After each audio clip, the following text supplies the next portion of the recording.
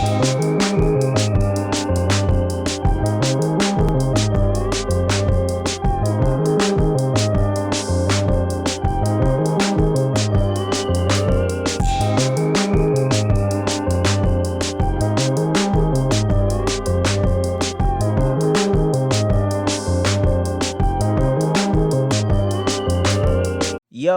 what up, everybody? Welcome back. It's your boy Kenny bringing you a double feature review, baby. Fear Street Part 2 and Part 3. 1978, 1666, man. The latest Netflix trilogy they just dropped on us the last 3 weeks in a row. I already did the review for 1994. I'll drop a card or some reference to it up here somewhere. Oopsie daisy there. But there'll be something right here where you can go watch my 94 review. But this is the double feature review for you. Make sure you click that like and subscribe. Make sure you click that like and subscribe button if you're watching us over here on the YouTube channel. If you're listening on the podcast network, make sure you download all the episodes. It helps us out a great deal with getting potential future guests and all that great jazz. But with no further ado, let's get right into the review. And we're going to be starting off with part 2, 1978, man. And starting off with my positives of that particular flick, man. I absolutely loved it, man. Part 1, 94 was a lot of fun. Great soundtrack, really good kills. I liked all the characters for the most part. Solid acting as well. And some good humor sprinkled in here and there, hit or miss. But overall, I love the mythology and the story they were telling and building up, and the world they dropped us into and were building out between Sunnyside and Sunnyvale, and all the great killers and all that cool little mythology weaved into the films themselves. R.L. Stein, baby, coming at us with something that's been a little underrated. But this is part 2, 1978, where we go back in time and set up the final girl that survived the curse of Sarah Fear. Only once before, Ziggy played, or actually, I forgot to get that actress's name, but the current version in 1994, who was contacted by Dina back in the previous film and is taking Sam and her brother with her so they could try to break the curse so they could free Sam and reunite and be together, of course. But the final girl is very hesitant and reluctant to even help them, even though she replied to their call near the end of the previous film when all their friends got sliced up into pieces. And she's like, nah, bruh, you got to get out of here. Get the stepping. And they're like, come on, lady. You got to help us out. Come on, help our sister out. My girl's over here tripping, and I love her. Come on, man. You know, all that corny shit. And she's like, all right. Get in the house. We got to have a movie. So she goes into the house and pulls out a picture of her and her sister Cindy back in 1978 at Camp Nightwing, and she explains the story of how she survived the curse and the rampage of Sarah Fear. Excuse me. And we get right into it from there. Bam, 1978, and my positives go from there. Ziggy, played by Sadie Sink, the younger version of our final girl, was played excellently by her, and I've always loved her since season 2 of Stranger Things. I thought she was really good, and she definitely delivers here, man. And just her sister Cindy with the positive outlook and trying to get away from the shitty side curse, if you will, trying to break free of that, go to college, work at the camp, and raise some money so that way she can get out of Sunnyside and start her new life. But Ziggy isn't quite that positive, unfortunately, and she just feels like everybody's fucked, everybody's cursed, but I just love their whole dynamic going back and forth and just their differing ideologies and the way that they come together by the end of the film when everything starts going to shit and Cindy's boyfriend, Tommy, starts going crazy, slicing up a bunch of people with an axe.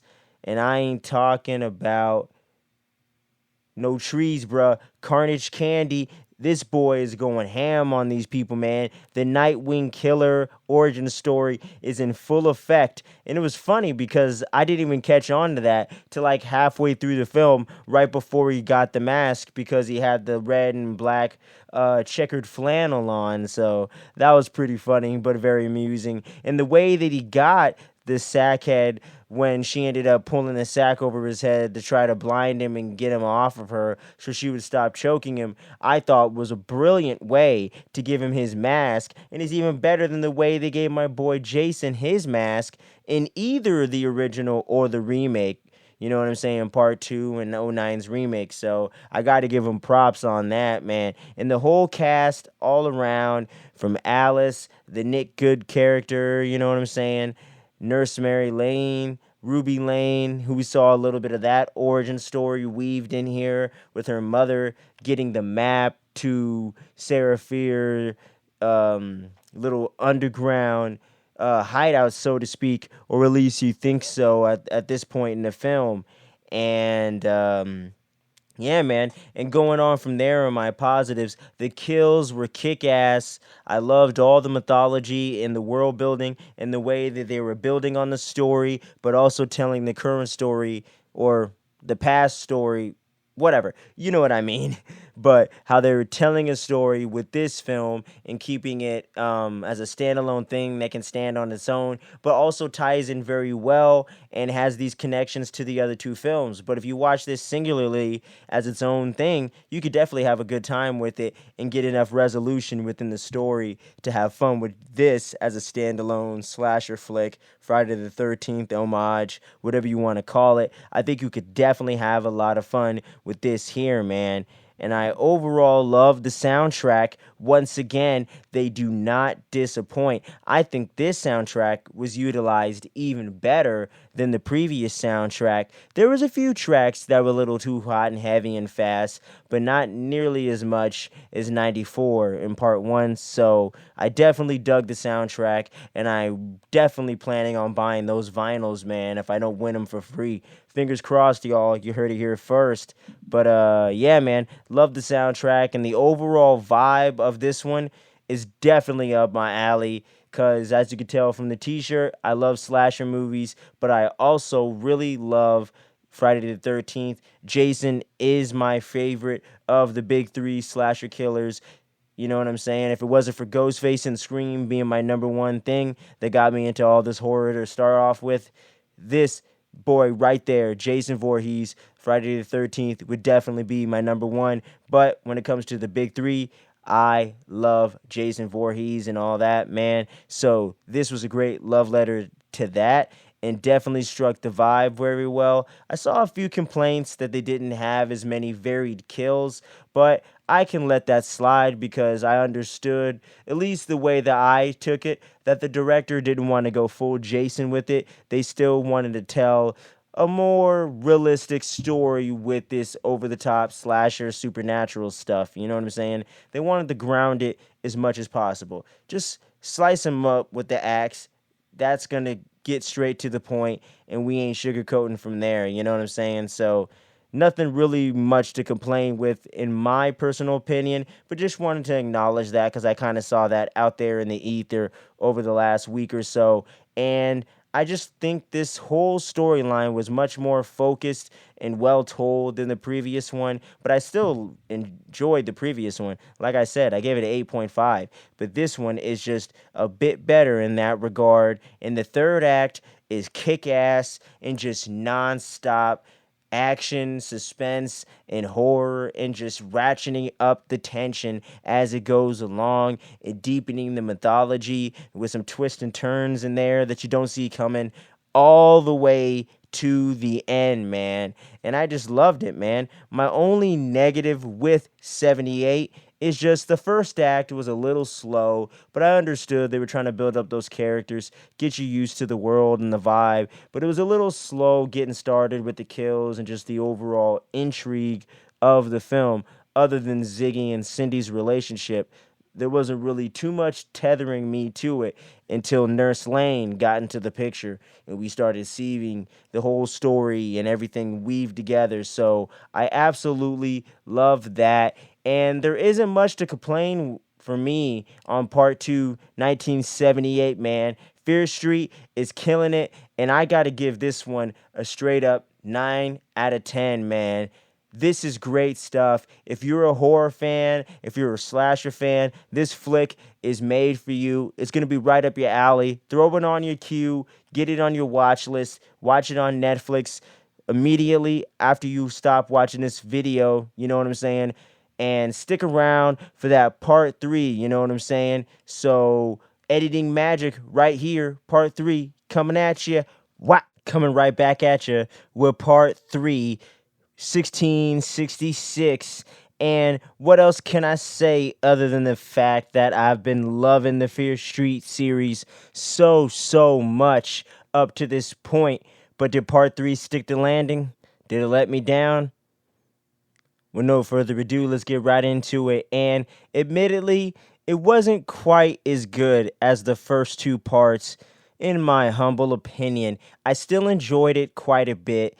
There's still a good amount to like about this movie, and there's even a couple surprises and things I didn't expect them to do, and some dark places I didn't expect them to go. And the tone shift is one of the main negatives I have of the movie, in the fact that I don't mind that it's a little more serious due to the fact that it does go back in time and it's a little more of a serious subject matter with the Salem witch trials and all that kind of stuff and just bigotry and hate and all these things. But the only thing I didn't like about that point of it is that you lose a lot of the fun and the momentum and the tone of the first two films. I understand it's not the 90s, it's not the 70s. You can't exactly go for the same exact thing, but I thought there was a way where they could have been creative and melded these two things together and brought the tones a little more in line and just made that smoother of a transition overall in the film, man. And just a few mixed elements so we can kind of end on a more of a positive note. I didn't love all the accents when it came to them doing the Victorian era accents and all these things. And some of the actors kind of nailed it, honestly. Like, I got to give some props to them, man. Some of them nailed it, some of them were a little mixed. But overall, I thought that a lot of the actors weren't quite hitting those accents quite well in the 1666 portion of the film in the first two acts. But there was still a lot to like about that portion of the film. There was still some great acting going on with some of those actors, man, especially the one playing the good ancestor.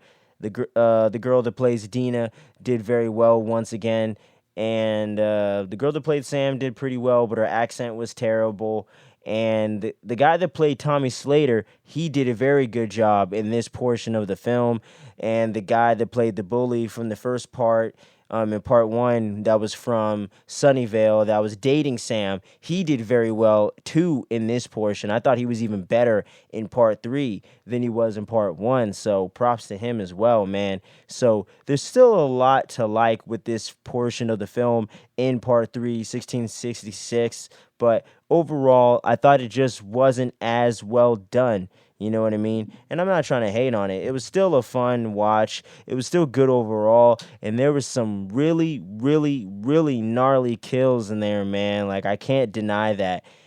Like the one with the preacher and the people locked inside that church, man. Like, they did not pull any punches with that whatsoever, man. Like, I gotta give him props, man. Like, it had me like, oh shit, y'all went there, man. Like, hey, respect. You know what I'm saying? So part three has a lot to like, but once the third act kicks in and we jump back to 1994, the film picks up quite a bit and we get back to that tone and we get back to that vibe that I was missing from the first two parts, man. So we're right back in 1994, unexpectedly, too. And we're right back to that. And we got some great tension in an amazing third act where all the killers are coming through and you got all of them approaching him at once, and they got to try to trap him in the stores inside the mall so that way they can get to good. And it's just crazy, man. You got the Michael Myers killer, the Jason killer, Ruby Lane, and all these people just coming at him all at once and everything like that. And the music's kicking in at the right time. And the Marco Beltrami score is giving me those Scream vibes. And you know I love that, man. And it's just, man, it's just delivering and hitting on all cylinders. And this third act of the film, 1994, jumping back into that, really, really was a saving grace and definitely ended things on a high note for me. And I mean, that's really all I've got to say about it, man. Part 2, 1978, Fear Street. Part 3, 1666. What did you think, man? Did you love him? Did you hate him? Were you somewhere in between? What'd you think about 1994? Go comment on that video and let me know what you thought about that as well. But let me know in the comments below. Did they stick the landing? Was parts 2 and 3 anywhere near as good as the first one? Or did you hate all of them and don't understand why people like me are even hyping it up? And did any of you out there get to go to the Fear Street event down there in DTLA? And did anyone get to go see him over there at the Street Food Cinema? Let me know, man, because I ended up missing all that stuff. But I wanted to go, but it just didn't work out. And the world's crazy, as you know. So hopefully I'll get to go to something like that pretty soon. Which, hint, hint. But anyways, make sure you check out all the episodes we dropped so far. I think we're on our 24th or 25th episode overall, man. So we're just getting rolling. The snowball effect is in play, baby. And the snowball is going to keep growing and growing. We got more shows in the works. We got a lot more content coming at you. Marvel's What If. You know we ain't going to miss that. James Gunn's The Suicide Squad. We got a review for that. That's going to be dropping soon. A lot of good stuff, y'all. And we got some horror content coming down the line. So don't miss out. Stay tuned. Don't sleep. And I'll catch y'all on the next one. Peace.